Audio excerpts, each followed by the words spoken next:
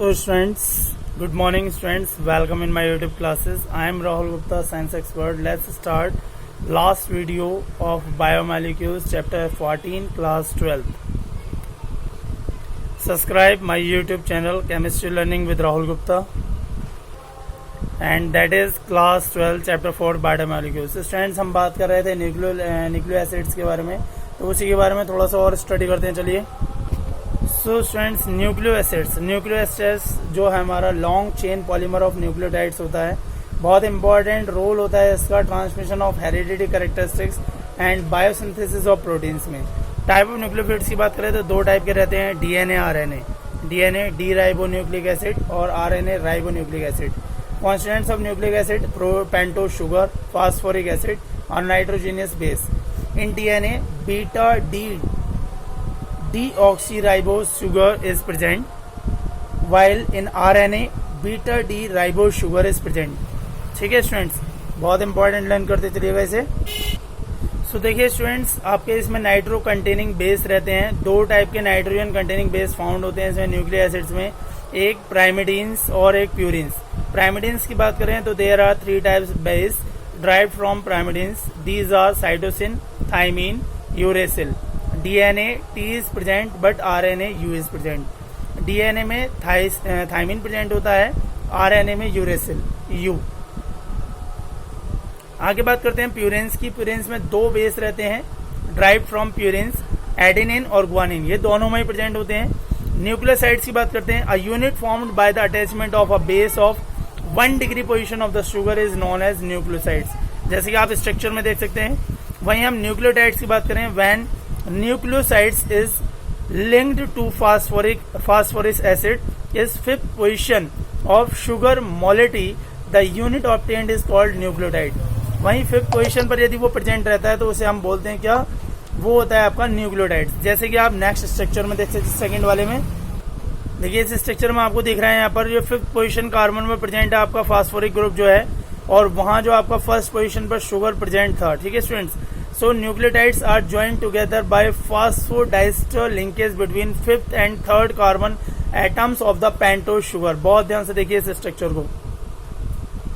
Students, यहाँ पर यदि आप देखेंगे तो देखिए दो न्यूक्लियोटाइड्स हैं और दोनों एक दूसरे के साथ जो ज्वाइंट हो रहे हैं वो थर्ड और फिफ्थ पोजीशन पर फॉस्फोरिक ग्रुप को यानी फॉस्फोडाइएस्टर लिंकेज फॉर्म कर रहे हैं, और दोनों एक दूसरे के साथ अटैच्ड हो रहे हैं, एक थर्ड पोजीशन पर और एक फिफ्थ पोजीशन कार्बन पर.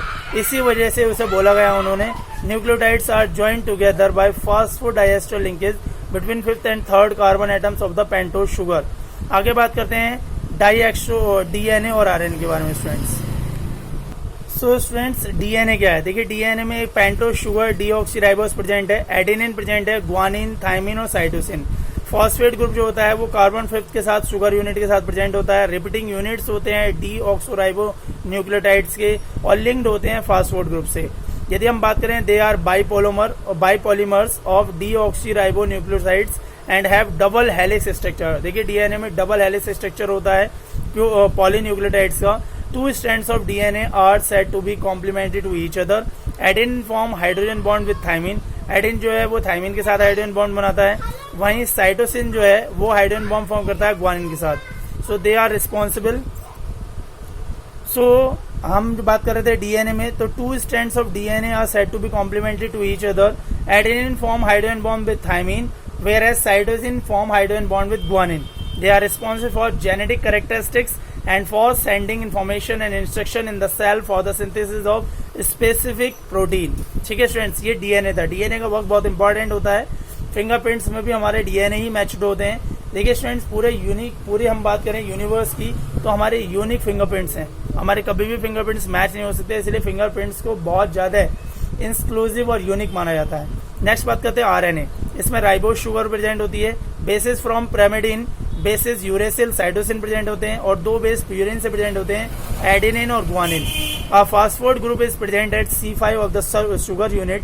The repeating unit ribonucleotides are linked by phosphate group. इसमें polymers of ribonucleotide and have a single helix structure. इसका जो स्ट्रक्चर होता है वो सिंगल हेलिक्स होता है. RNA is associated with the process of learning and memory storage. और RNA जो है वो लर्निंग के प्रोसेस में मेमोरी स्टोरेज में वर्क करता है and help in biosynthesis of proteins. बहुत ध्यान से समझिएगा, आरएनए डीएनए में ज्यादा डिफरेंस नहीं है इसमें। चलिए उसके बाद करते हैं न्यूक्लियोटाइड्स, न्यूक्लियो एसिड्स के फंक्शन के बारे में। तो इसके दो मेन फंक्शन होते हैं। पहला होता है रेप्लिकेशन और heredity transfer. So the double helix structure of DNA is the store house of the genetic information of the organism which is contained in the sequence of basis ATCG। ये form आप समझ सकते हैं ATCG। A से adenine, T से थाइसिन, thiamine और C से cytosine, G से guanine on the strand of DNA. The process by which a DNA molecule produces two identical molecules of itself in the nucleus of the cell is called replication. ठीक है students, तो यहाँ पर replication क्या है, हमारा जो इम्पोर्टेंट रोल प्ले करता है यहाँ पर रिप्लिकेशन। हमारे जो वंशानुक्रमण हमारे गुण होते हैं, जीन्स होते हैं, वो एक से दूसरे में ट्रांसफर होते हैं। नेक्स्ट बात करते हैं protein synthesis. This is bought about in 2 steps. Number 1 2 steps. Number 1 transcription. So copying of sequence of bases from the DNA strands on to RNA molecule is called transcription. During this process, the double helix of DNA partially unwinds, and one of the 2 DNA strands serves as a template for the synthesis of RNA strand called messenger RNA (mRNA), which is complementary to a segment of the DNA chain. समझ में आया students? दूसरी बात करें हम तो translation होता है। ये प्रोसेस जो होता है mRNA direct protein synthesis in the cytoplasm of the cell with involvement of the transfer RNA, जिसे बोलते हैं हम tRNA। ठीक है students, tRNA and ribosomal particles rRNA protein complex. इसमें आपके दो रहते हैं, एक tRNA एक rRNA, और ऊपर वाले में था आपका केवल mRNA मैसेंजर वाला। ठीक है, 3 टाइप के RNA हुए, मैसेंजर, उसके बाद आपका ट्रांसफर और दूसरा आता है आपका राइबोसोमल। नेक्स्ट कुछ शॉर्ट टर्म देखते हैं, जैसे कि फर्स्ट शॉर्ट टर्म है आपकी codon. So the sequence of the nucleotides in mRNA molecules are read in a serial order in the set of 3 triplet at a time. Each triplet is called a codon. At a specific 1 amino acids, the messenger radiculonucleic acid यानी mRNA codon recognize the amino acids through tRNA which carry specific amino acids. दूसरी बात करते हैं gene की। Gene क्या होते हैं students?